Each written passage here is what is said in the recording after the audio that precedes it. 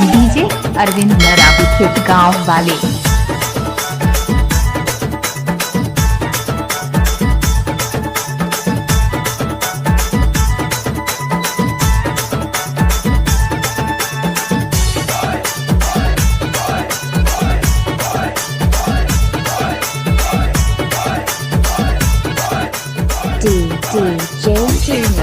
Mix by DJ Arvind Maravi खेत गांव।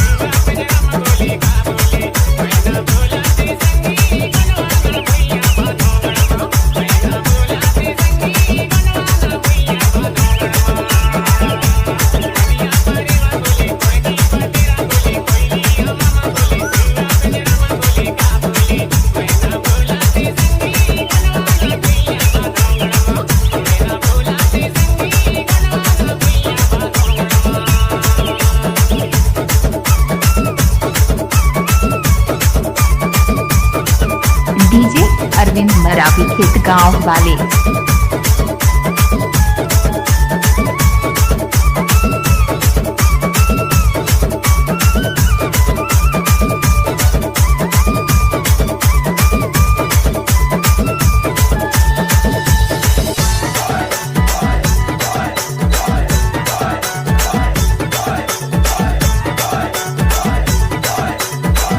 Mix by DJ Arvind Maravi खेत गांव।